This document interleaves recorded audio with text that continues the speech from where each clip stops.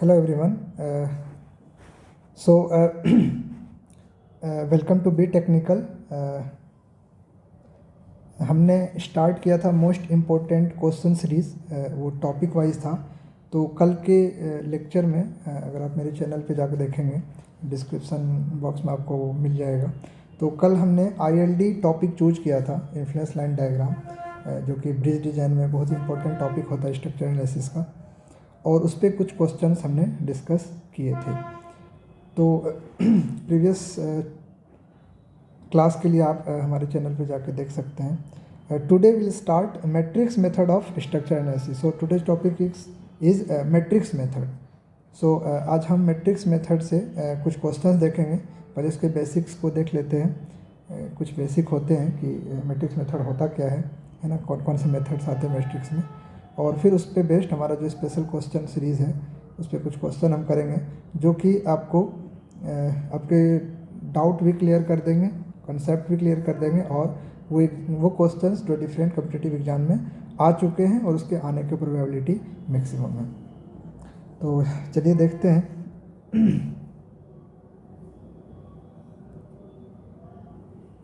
Okay,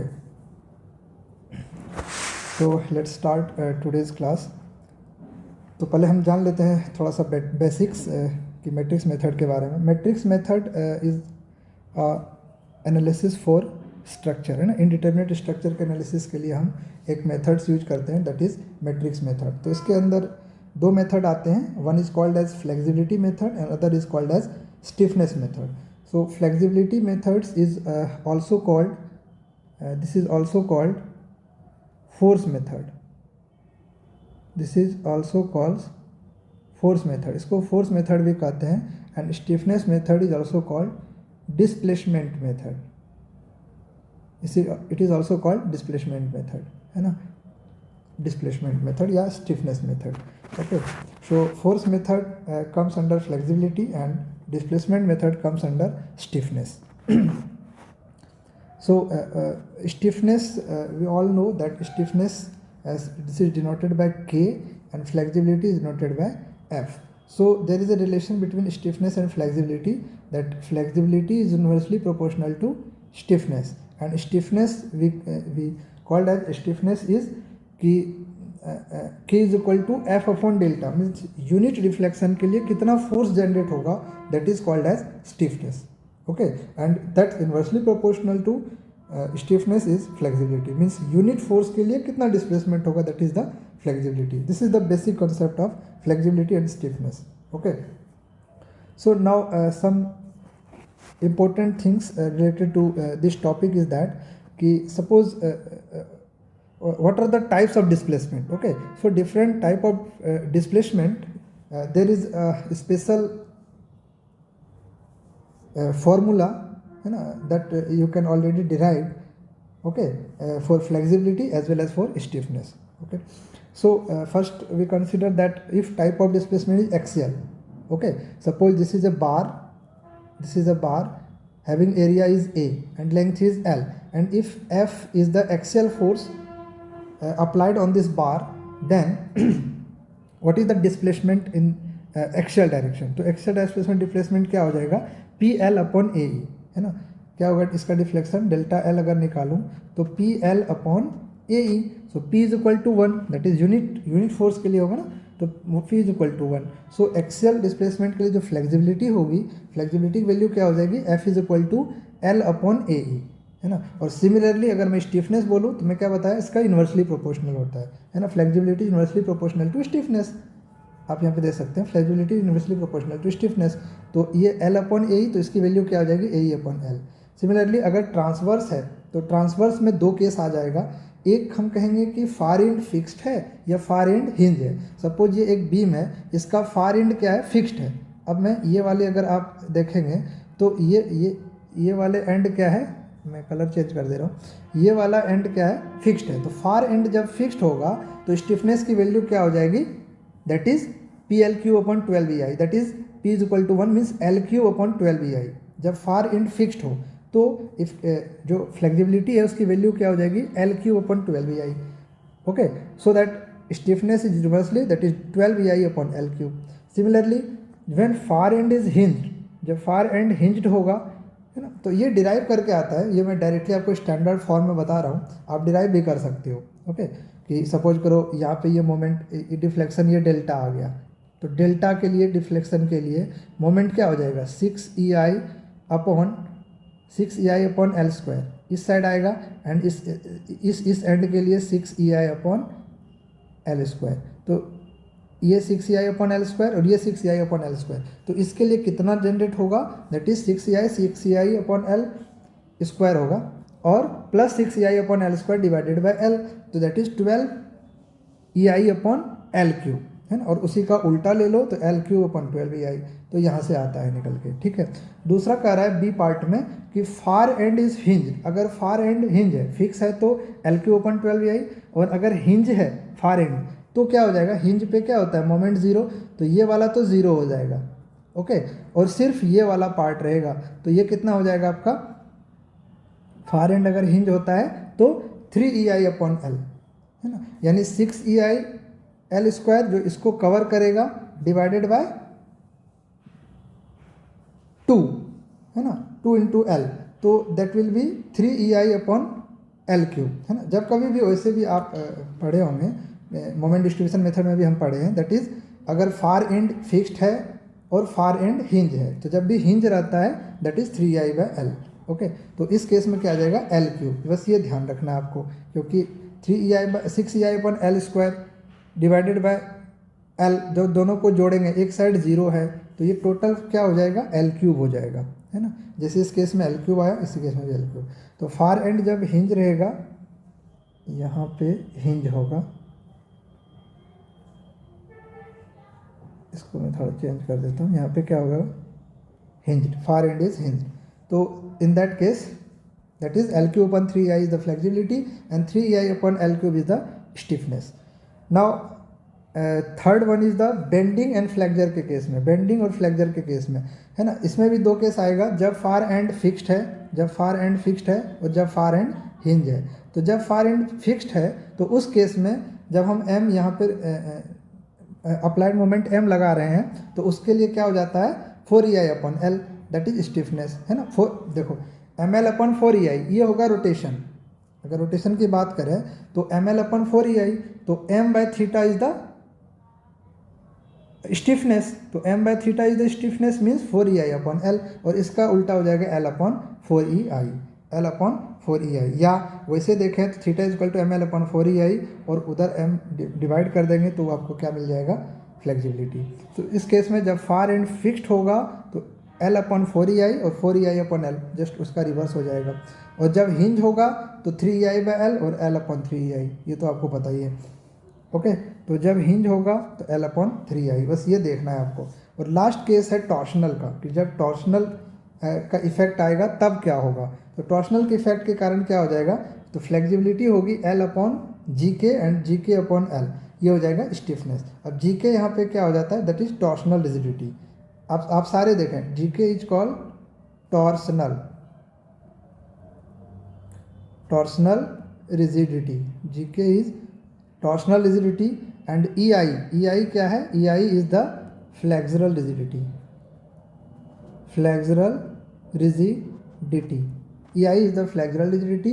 AE is the, AE यहाँ पे है, AE क्या है एक्सियल रिजिडिटी, एक्सियल रिजिडिटी, तो रिजिडिटी ये AE EI GK ये सब क्या है रिजिडिटी है, जितनी रिजिड होगी बॉडी उतना स्टिफ होगा, मतलब स्टिफनेस उसकी उतनी ज़्यादा होगी। ओके, तो अब हम लोग आते हैं क्वेश्चन पे directly. Okay, so question number first, पहला क्वेश्चन कह रहा है, ये सिलेक्टेड क्वेश्चन है स्टिफनेस एंड फ्लेक्सिबिलिटी मेथड से। तो क्वेश्चन नंबर फर्स्ट कह रहा है कि the flexibility of an element can be defined as, flexibility of an element can be defined as, कैसे डिफाइन करते हैं, तो हम अभी हमने पढ़ा है फ्लेक्सिबिलिटी इज इक्वल टू, अगर हम फोर्स की बात करें तो क्या हो जाएगा डेल्टा अपॉन एफ, क्योंकि स्टिफनेस क्या होता है F upon delta, force per unit delta. अभी आप ऊपर देखिए यहाँ पे स्टिफनेस को डिफाइंड किए, that is A upon L या ई आई अपॉन एल, तो फ्लेक्सिबिलिटी क्या होगा L upon E I. Okay, so displacement upon force.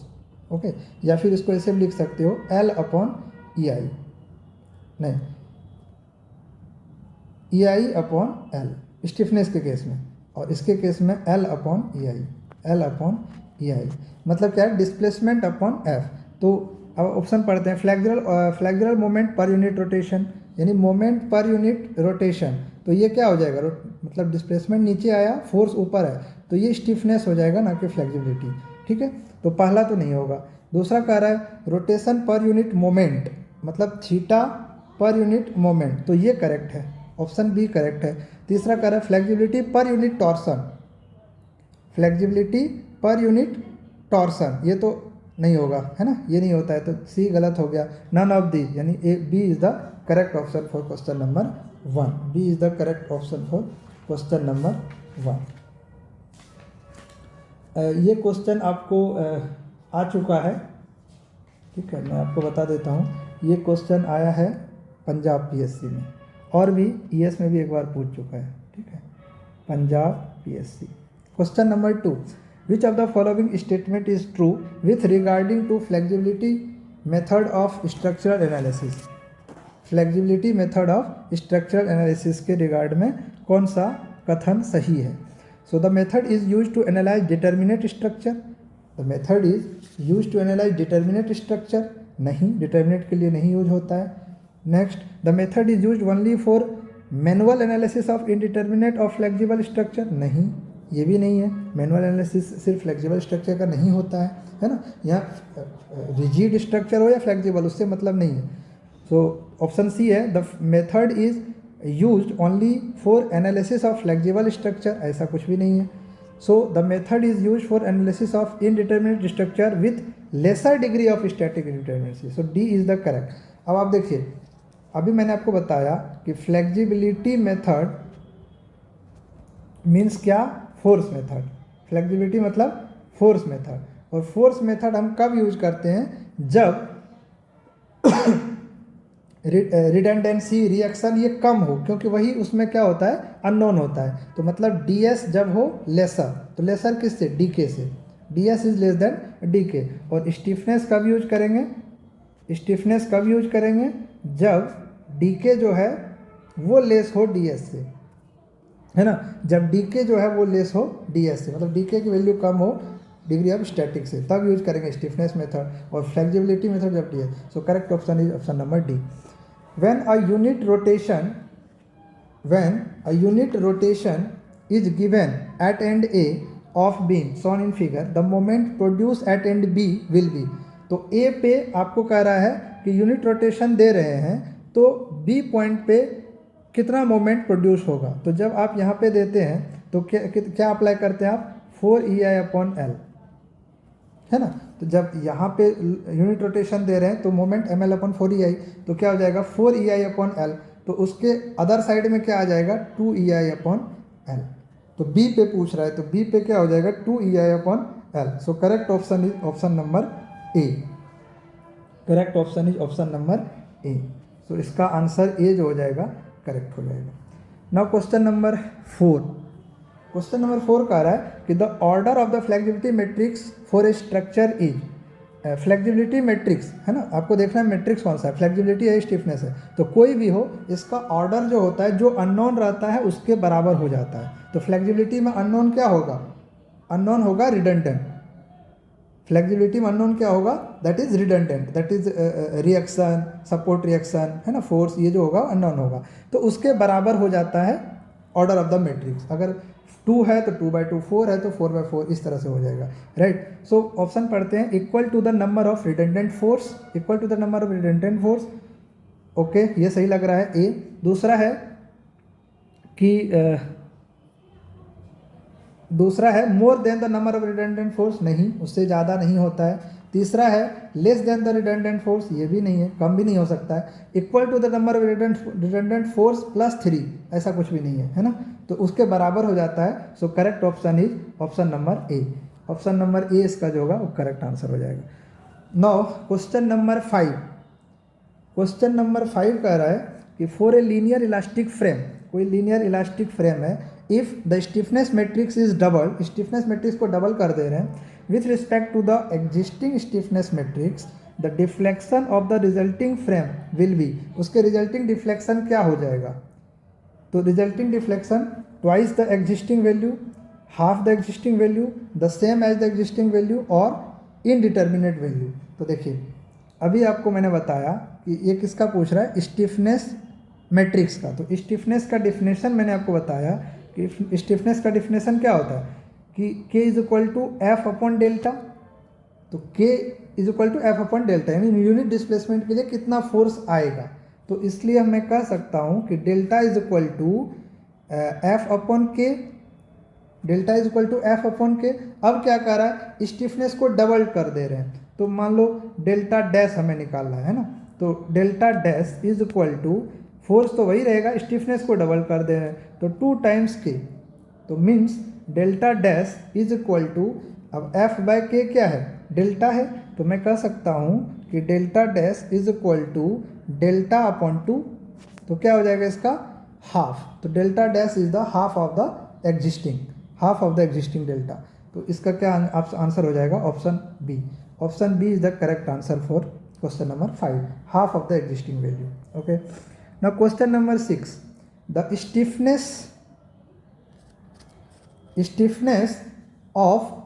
stiffness matrix of a beam is given as k times 12 4 and 4 5, k times this matrix, ये matrix दिया हुआ है, उनके k times में ये स्टिफनेस मैट्रिक्स दिया हुआ है, आपको कैलकुलेट करना है फ्लेक्सिबिलिटी मैट्रिक्स।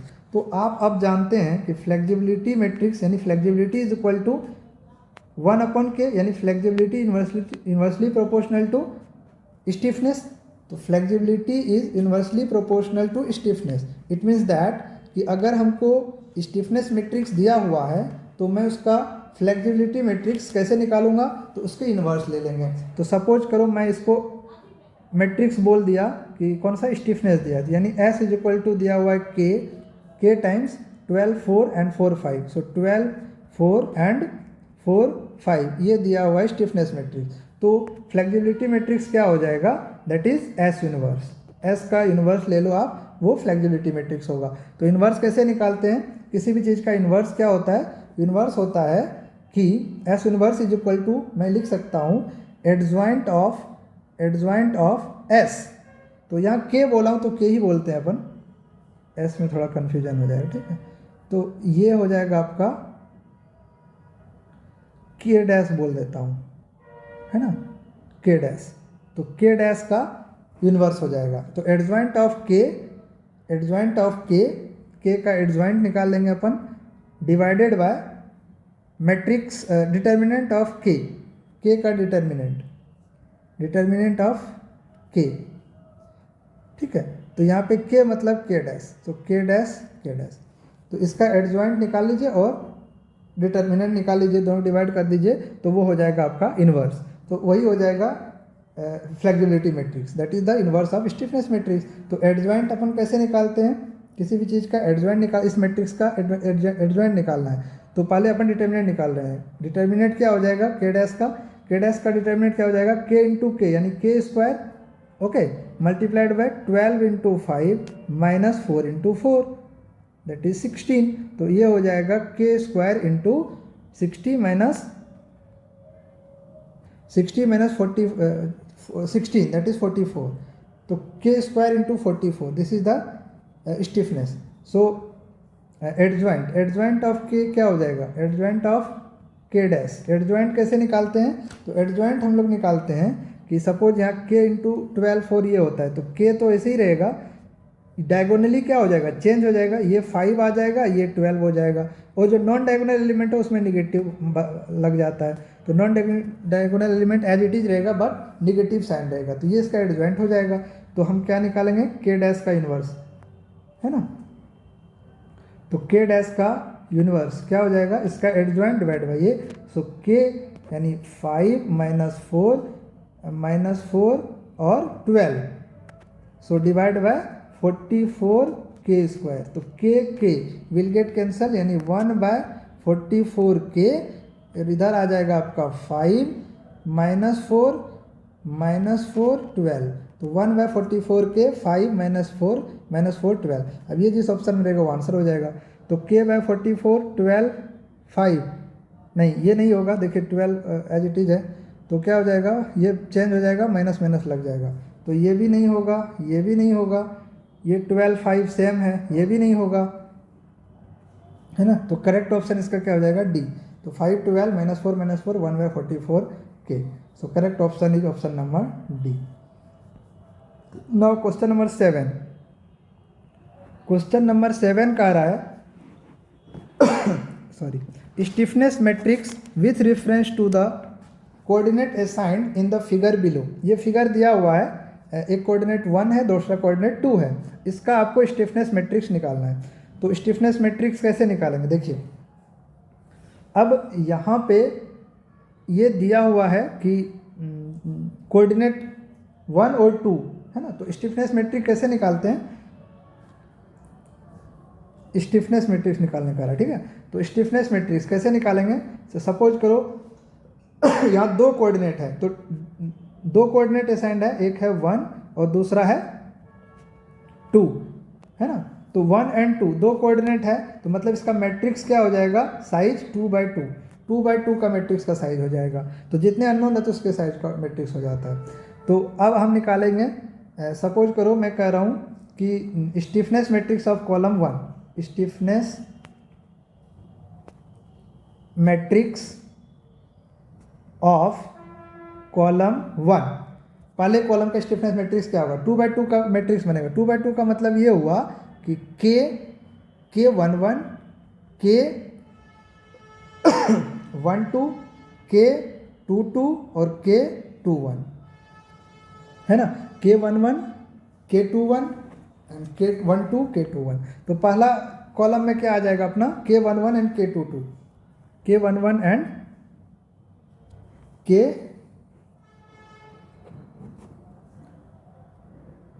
ये हो जाएगा आपका first row first column, first row second column, second row first column, ये 2 1 है, और सेकंड रो सेकंड कॉलम, ये 2 2 हो जाएगा, ठीक है। तो पहला कॉलम में क्या आ जाएगा, K11 एंड K21। तो हम लोग निकाल के देखते हैं K11। तो K11 का मतलब क्या हुआ कि जब आप 1 पे जिस डायरेक्शन में दिया हुआ है ना, तो यहाँ पे देखिए 1 का डायरेक्शन ये है, तो 1 के डायरेक्शन में हम यूनिट डिस्प्लेसमेंट देते हैं और 1 के डायरेक्शन में देखना है, दैट इज K11। और जब 1 के डायरेक्शन में K21 बोलेगा तो मतलब 1 के डायरेक्शन में हम यूनिट डिस्प्लेसमेंट दे रहे हैं और 2 के डायरेक्शन में देख रहे हैं, 2 का डायरेक्शन हमारा ये है। तो चलिए अब हम आते हैं यहाँ पे, तो K11 क्या हुआ कि 1 पे डिस्प्लेसमेंट अप्लाई कर रहे हैं, है ना, और 1 पे देख रहे हैं, है ना, इफेक्ट 1 पे इफेक्ट दे रहे हैं। तो K11 यानी क्या है, इस डायरेक्शन में, 1 के डायरेक्शन में और 1 के डायरेक्शन में ही हम देख रहे हैं। तो मैं कैसे करूँगा, सपोज ये है बीम आपका यही है, यहाँ पे फिक्स है, यहाँ पे रोलर है, ठीक है, यहाँ पे रोलर है। तो 1 पे कर रहे हैं और 1 के डायरेक्शन में ही हमको करना है। तो क्या करेंगे हम, देखिए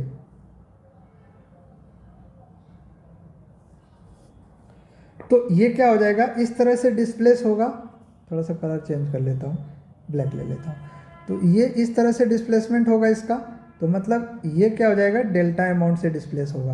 अब ये डेल्टा की वैल्यू क्या हो जाएगी, तो हम निकाल लेंगे। अब देखिए इसको सीधा करने के लिए हमें मोमेंट लगाना पड़ेगा कितना, 6EI/डेल्टा स्क्वायर, जो भी बताया आपको, 6EI delta upon L square, 6EI delta upon L square, और डेल्टा इज इक्वल टू 1, तो दैट इज ये 1 हो जाएगा, 6EI/L स्क्वायर, 6EI/L स्क्वायर। यहाँ भी कितना आ जाएगा, 6EI/L स्क्वायर, 6EI/L स्क्वायर। और दोनों को जब फोर्स ये कंसीडर करेंगे दोनों मोमेंट, तो यहाँ पे फोर्स जनरेट होगा कितना, 12EI/L क्यूब, और यहाँ पे अपोजिट डायरेक्शन में कितना डेवलप होगा, 12EI/L क्यूब, 12EI/L क्यूब। तो K11 की वैल्यू हमारी क्या आ जाएगी, दैट इज इसी डायरेक्शन में, हमारा 1 क्या है, इसी डायरेक्शन में है, तो 12EI/L क्यूब, 12EI/L क्यूब।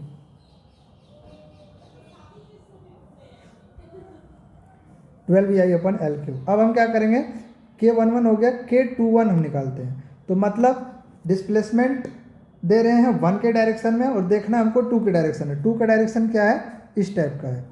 तो 1 के डायरेक्शन में डिस्प्लेसमेंट दे रहे हैं और 2 के डायरेक्शन में हमको देखना है। तो 2 के डायरेक्शन में मोमेंट क्या हो जाएगा, देखिए यहाँ पे 2 के डायरेक्शन में, तो 2 के डायरेक्शन में मोमेंट कितना जाएगा कि 2 का डायरेक्शन क्या है, रोटेशन, और रोटेशन के कारण क्या आता है 6EI/L²। तो रोटेशन के कारण हमारा क्या डेवलप हो रहा है, दैट इज 6EI/L²। तो K21 की वैल्यू क्या हो जाएगा, 6EI/L²। ठीक, अब हम क्या करेंगे, ये हो गया first column of stiffness matrix. Similarly जब हम सेकेंड कॉलम निकालेंगे, कॉलम 2, जब हम कॉलम 2 करेंगे तो हम क्या करेंगे, देखिए यही है,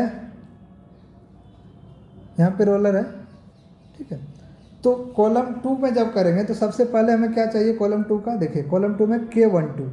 सो K12 का मतलब क्या हुआ, 2 के डायरेक्शन में अप्लाई कर रहे हैं, 1 के डायरेक्शन में देख रहे हैं। तो 2 का डायरेक्शन हमारा क्या है, ये है ना, और 1 का डायरेक्शन हमारा क्या है, ये है। तो 2 के डायरेक्शन में हम अप्लाई कर रहे हैं और 1 के डायरेक्शन में इफेक्ट देख रहे हैं। तो 2 डायरेक्शन मतलब इसका क्या हो जाएगा, इस डायरेक्शन में, मोमेंट के डायरेक्शन में। तो मतलब मोमेंट के कारण हमारा क्या हो रहा है, 4EI/L। ये पहले से आपको पता है, स्टिफनेस मोमेंट के डायरेक्शन में, ये स्टार्टिंग में ही मैं बता चुका हूँ।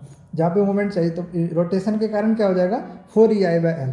तो 4EI/L, और हमें देखना 1 के कारण, तो इसके अपोजिट यहाँ पे कितना अप्लाई हो जाएगा, तो ये क्लॉकवाइज आ रहा है तो यहाँ भी क्लॉकवाइज, यहाँ पे 2EI/L। ओके, सो 4EI/L यहाँ पे, 2EI/L यहाँ पे। तो इसके कारण जो हमको फोर्स मिलेगा वो कितना मिल जाएगा, 4EI/L plus 2EI divided by L। यहाँ से यहाँ तक लेंगे कितना है, L। तो ये हो जाएगा आपका 6EI/L²। ओके, नाउ कॉलम 2 का जो दूसरा मेंबर है दैट इज K22। अब 2 के डायरेक्शन में देखना है, मतलब 2 पे ही अप्लाई कर रहा हूँ और 2 के ही डायरेक्शन में हमको देखना है ना, 2 2, तो दैट इज 4EI/L।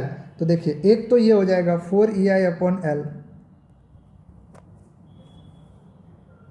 एक तो हो जाएगा 4EI/L, दूसरा क्या हो जाएगा, अब एक तो ये इसके कारण डिस्प्लेसमेंट होगा, देखिए ये होगा ना, यहीं पे ना θ1, θ=1 लिए तो ये 4EI/L आया और ये 2EI/L आया, है ना। अब दूसरा मैं देखता हूँ, थोड़ा कलर चेंज कर लेता हूँ। दूसरा बीम ये है, ओके। तो अगेन फार एंड क्या है, यहाँ पे फिक्स था तो 4EI, फार एंड फिक्स था तो 4EI और यहाँ पे 2EI। अब यहाँ पे फार एंड हिंज है तो कितना अप्लाई होगा, यहाँ पे फार एंड हिंज है तो 3EI/L, फार एंड हिंज है तो 3EI/L। तो ये वाला पार्ट तो यहाँ पे तो 0 ही होता है, ये वाला लेंगे नहीं, तो इसमें ऐड कर देंगे कितना, 3EI/L। तो ये कितना हो जाएगा 7EI/L, 7EI/L। तो अब मैं यहाँ पे सारा मैट्रिक्स लिखता हूँ, K = तो देखिए K11 कितना था अपना 12EI/L³, K21 एंड K11 कितना आया 6EI/L²। नाउ K11 और K12, तो K12 सेकेंड कॉलम का K12 कितना आया, that is 6EI/L² and K22 कितना आया 7EI/L, 7EI/L।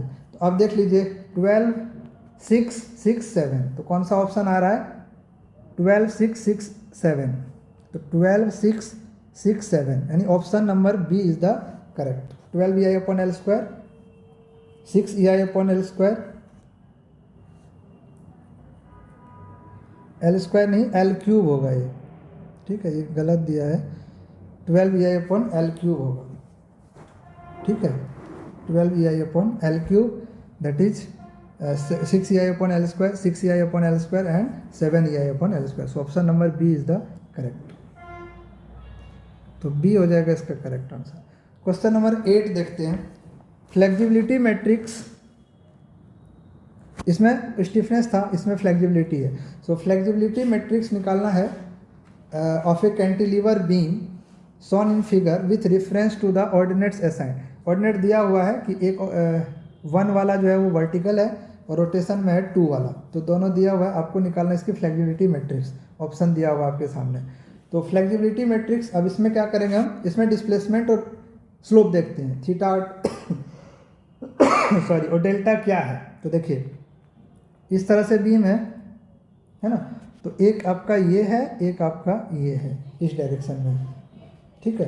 तो देखिए इस केस में क्या करेंगे, तो जब फर्स्ट कॉलम हम बनाएंगे तो हमको क्या लेना पड़ेगा, देखिए अगर मैं बोलूँ कॉलम 1, सपोज यहाँ पे लिख रहा हूँ कॉलम 1, है ना, तो कॉलम 1 में हमारा क्या आ जाएगा, अगेन फ्लेक्सिबिलिटी मैट्रिक्स निकाल रहा हूँ, तो कॉलम 1 में क्या आ जाएगा F11, कॉलम 1 में आ जाएगा F11, है ना। इसका भी 2 कोऑर्डिनेट है तो मैट्रिक्स क्या होगा F का, यानी F11 F12 F21 F22, 2/2 का मैट्रिक्स होगा कॉलम फ्लेक्सिबिलिटी का। तो F11 पहले हमको निकालना है, तो मतलब ये 1 है ये 2 है, तो 1 पे अप्लाई कर रहे हैं और 1 के डायरेक्शन में हमको देखना है फ्लेक्सिबिलिटी, ठीक है। तो यहाँ पे क्या होगा, वहाँ डिस्प्लेसमेंट का था, डिस्प्लेसमेंट इक्वल टू 1 पुट करते थे, या फोर्स का है तो फोर्स इक्वल टू 1 पुट करें।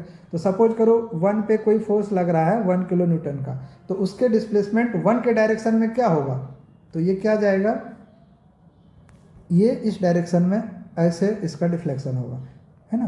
तो क्या हो जाएगा ये PL अपॉन, अगर F11 में निकालो तो क्या हो जाएगा PL, कोई भी कैंटिलीवर बीम है उसके एंड में पॉइंट लोड लगा है 1 किलो न्यूटन का, तो उसके करंट डिस्प्लेसमेंट क्या होता है, that is delta equal to PL upon 3EI, PL³ upon 3EI, ये होता है इसका डिस्प्लेसमेंट। तो P इज इक्वल टू 1, मानी ये क्या हो जाएगा L³ upon 3EI, okay. So F11 that is displacement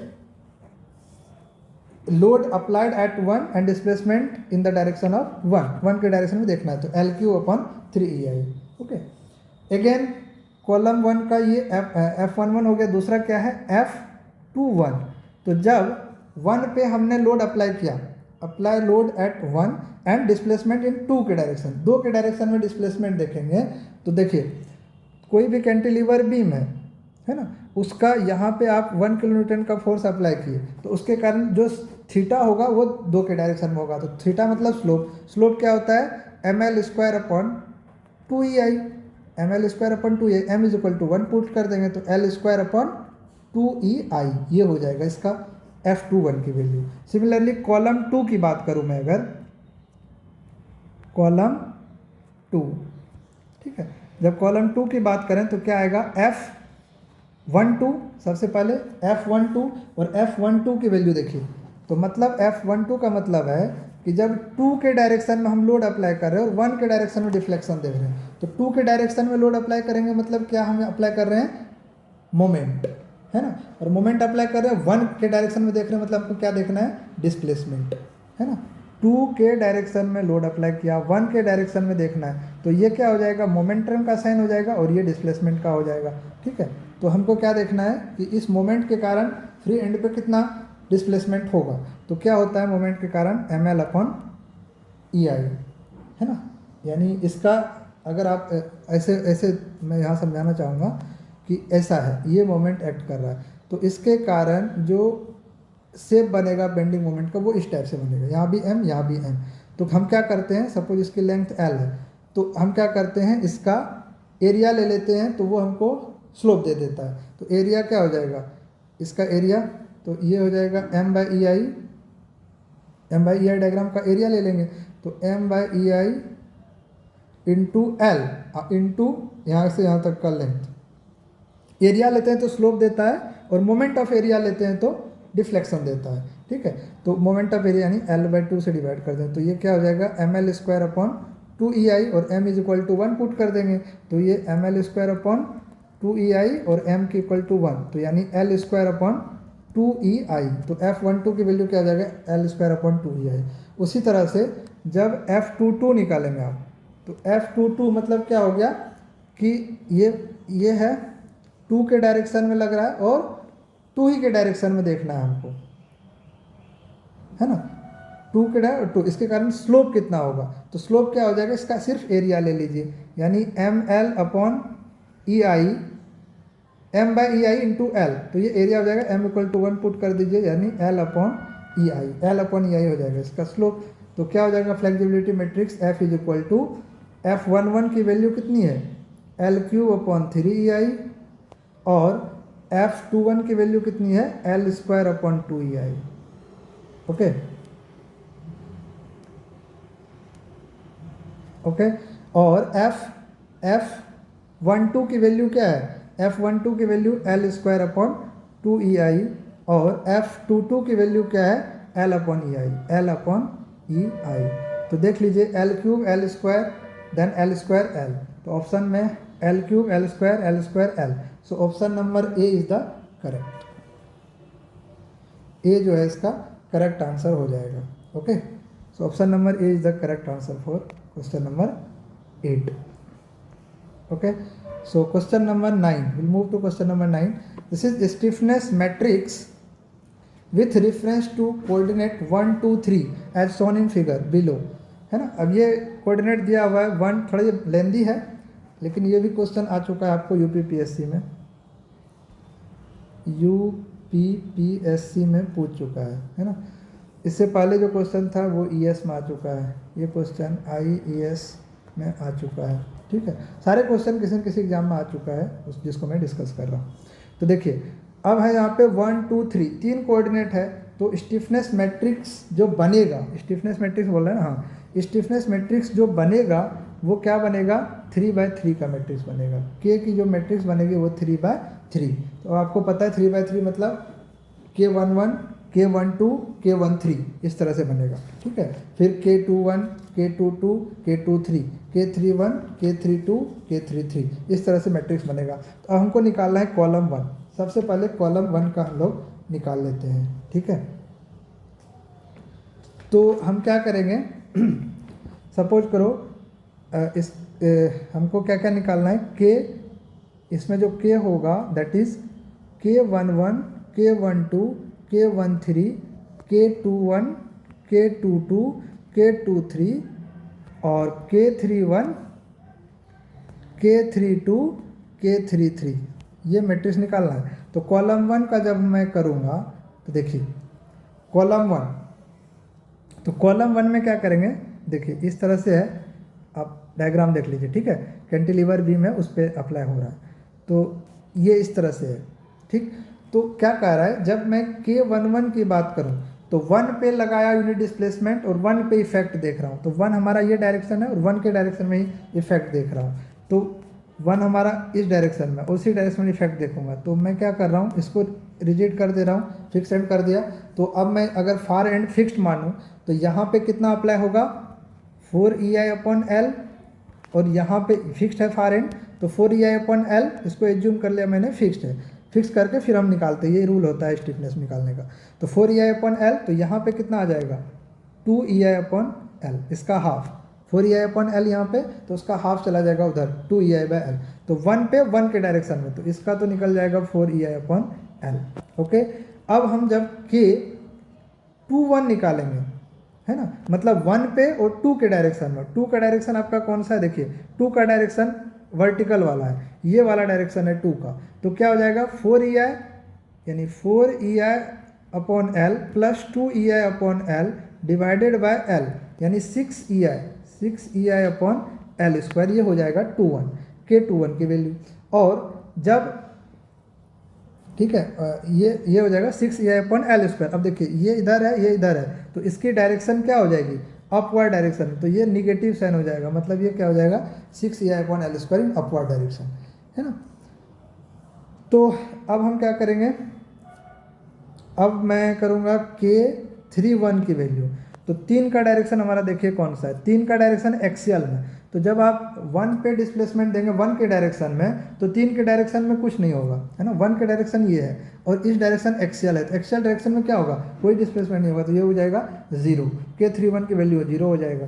similarly अगर मैं ये कॉलम 1 हो गया, कॉलम 2 की बताऊँ तो मैं इसको इरेज करता हूँ।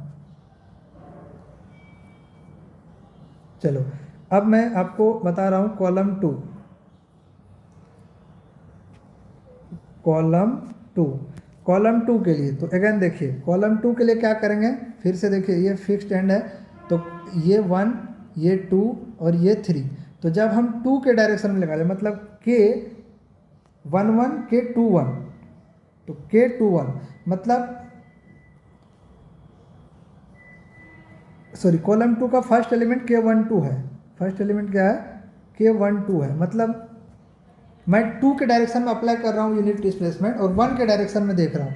तो जब आप 2 के डायरेक्शन में अप्लाई करेंगे, ये 2 के डायरेक्शन में अप्लाई करेंगे यूनिट डिस्प्लेसमेंट और 1 के डायरेक्शन में देखेंगे तो हमको क्या निकल के आएगा, देखिए जब ये इस तरह से इसका होगा डिफ्लेक्शन कर्व, है ना, इस तरह से होगा, मतलब ये क्या होगा, थोड़ा सा नीचे होगा, मतलब ये थोड़ा सा ऐसे नीचे होगा, है ना, तो ये डेल्टा।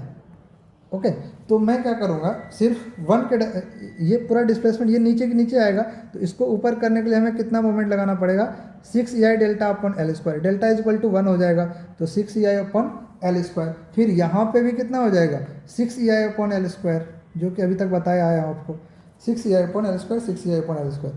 तो के मतलब 2 के डायरेक्शन में डिस्प्लेसमेंट दे रहे हैं और हम 1 के डायरेक्शन में देख रहे हैं, 1 हमारा ये है वर्टिकल वाला, तो वर्टिकल के कारण डिस्प्लेसमेंट कितना आया डेल्टा, तो उस डेल्टा के कारण क्या होता है 6EI delta upon L square, 6EI delta upon L square, तो दोनों को आप जब जोड़ोगे, है ना, तो हमारा वर्टिकल डिस्प्लेसमेंट देगा, लेकिन हमको देखना यहाँ पे क्या है, 1 2 पे लगाया और 1 के डायरेक्शन में हमको देखना है, ठीक है, 2 पे लगाया 1 के डायरेक्शन में देखना है, तो 1 के डायरेक्शन हमारा कौन सा है, देखो यहाँ पे फिर से 1 का डायरेक्शन हमारा क्या है, ये है, और 2 का डायरेक्शन हमारा ये है, तो 2 वर्टिकल है, 2 जो है यहाँ पे उल्टा ले लिया था मैं इसको मिस्टेक से, तो ये हमारा 1 है, नहीं ये हमारा 2 है, ये हमारा 1 है, फिर से देख लीजिए, 1 का डायरेक्शन रोटेशन वाला है, 2 का डायरेक्शन डिस्प्लेसमेंट वाला है, ठीक है, तो 1 का रोटेशन वाला है,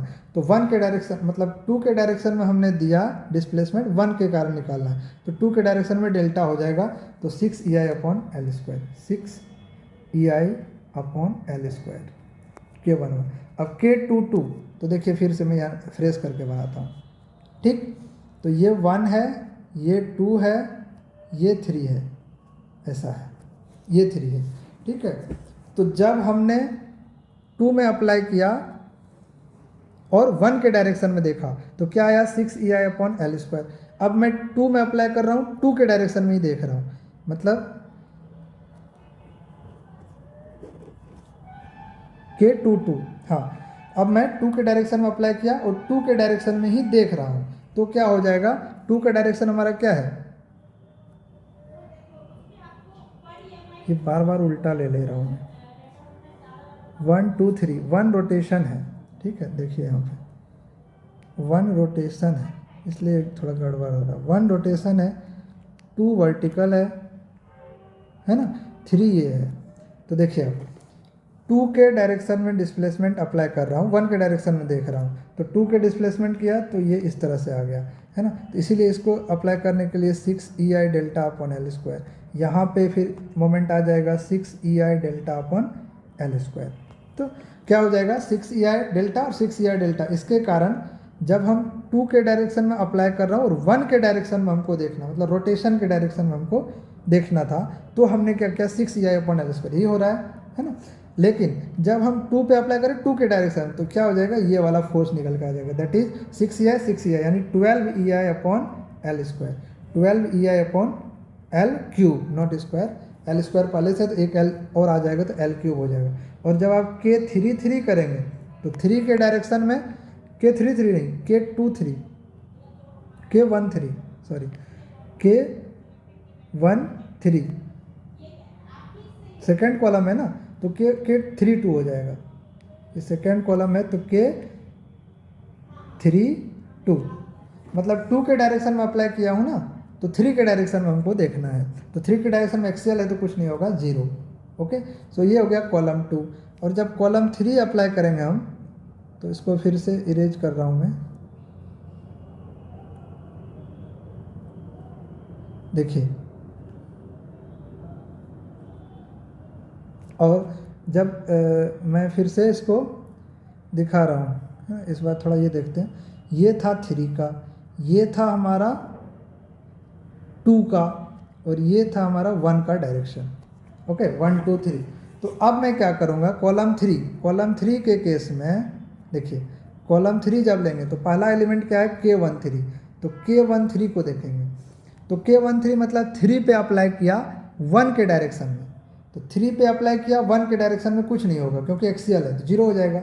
अब 3 पे अप्लाई किया 2 के डायरेक्शन में, यानी 2 3 पे अप्लाई किया 2 के डायरेक्शन में, तो 3 पे अप्लाई किया 2 के डायरेक्शन में भी कुछ नहीं होगा, दैट इज़ 0। 2 के डायरेक्शन में भी क्या होगा, 0।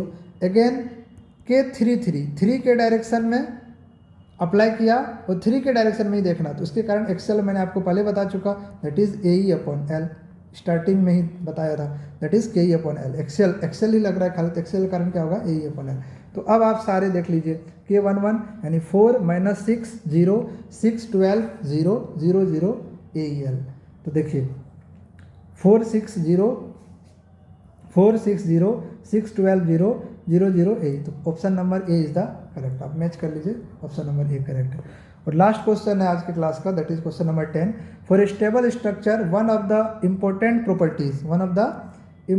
Properties of flexibility and stiffness matrix is that the element of main diagonal element जो होता है वो हमेशा पॉजिटिव होता है, चाहे स्टिफनेस का लीजिए या फ्लेक्सिबिलिटी का लीजिए, है ना। किसी में भी आप देख लीजिए मेन डायगोनल एलिमेंट क्या है, देखिए 0 0 AE/L 4 12, मेन डायगोनल एलिमेंट हमेशा क्या होगा, वो पॉजिटिव ही रहेगा, ठीक है, चाहे वो स्टिफनेस की बात करें या फ्लेक्सिबिलिटी की बात करें। तो इसका ऑप्शन पढ़ते हैं, of A stiffness and flexibility matrix must be negative, ना ये गलत है। Of A stiffness matrix must be negative, flexibility must be positive, गलत है। स्टिफनेस पॉजिटिव, फ्लेक्सिबिलिटी निगेटिव, ये भी गलत है। Stiffness and flexibility both are positive, so correct option है option number D. I hope कि आपको आज का लेक्चर अच्छा लगा होगा।